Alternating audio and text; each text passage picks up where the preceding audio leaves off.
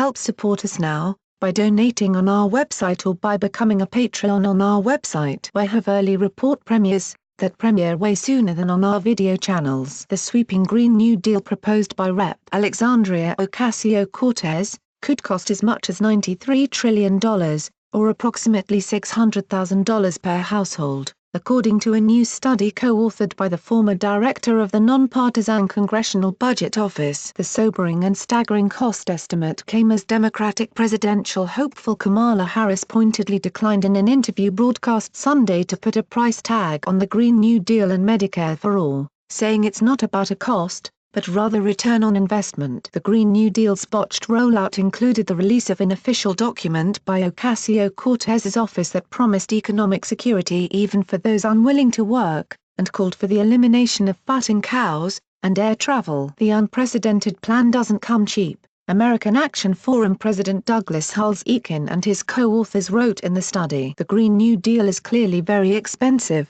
the study concluded. Its further expansion of the federal government's role in some of the most basic decisions of daily life, however, would likely have a more lasting and damaging impact than its enormous price tag. At the same time, the breadth of its proposals makes it daunting to assess the GND, Green New Deal, using the standard tools of policy analysis, the study stated, noting that many of the policies proposed in the GND are redundant with other aspects in it, which also complicates a precise analysis, as the interactions are difficult to predict. Nevertheless, Hulse-Eakin, who previously served as an economic advisor to John McCain's 2008 presidential campaign, assessed that the resolution's sweeping jobs guarantee would likely run somewhere between $6.8 trillion to $44.6 trillion, or approximately $49,000 to $322,000 per household. Universal healthcare would tally roughly $36 trillion,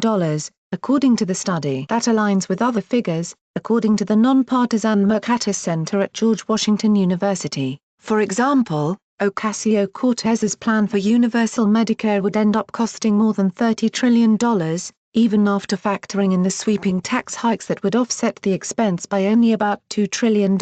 Charles Blass, a senior strategist at the Mercatus Center and an author of his study, later charged that Ocasio-Cortez had wildly misinterpreted his findings to try to argue that Medicare for All would save money. Throwing in the more clearly environmentally focused Green New Deal initiatives, Hulse-Eakin determined, would drive costs even higher. The cost of a 10-year transition to an exclusively low-carbon electricity grid, $5.4 trillion.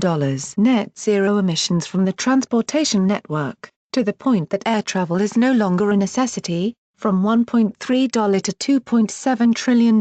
Guaranteed green housing, including potential building renovations, $1.6 to $4.2 trillion. Food security for every living person in the U.S. $1.5 billion. The study acknowledged that some double counting may have occurred, due to apparent flaws in the Green New Deal resolution introduced by Ocasio-Cortez in Congress earlier this month. A costly retrofitting of every structure in the United States seems considerably less environmentally beneficial once the electricity grid is completely transformed to use 100% clean energy than it would be if undertaken with today's energy mix, the study stated. Such a retrofit would have no impact on emissions. Similarly, the GND promises to ensure that every person has a guaranteed job, a family-sustaining rate of pay, and benefits such as paid leave and paid vacations. If everyone has good pay with good benefits, why is it simultaneously necessary to provide targeted programs for food, housing, and health care? On high-speed rail,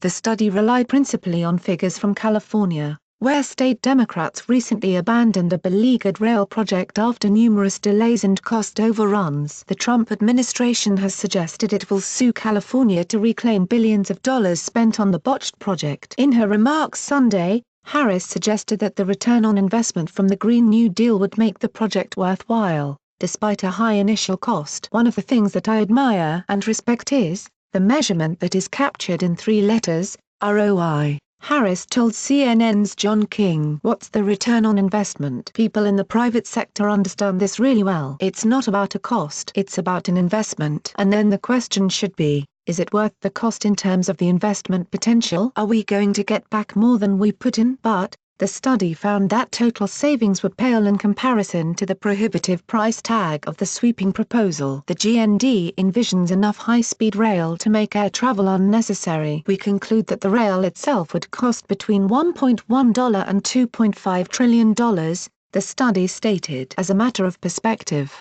total 2017 revenue in the airline industry was $175.3 billion, with expenses of $153.9 billion. Fuel expenses were $26.3 billion.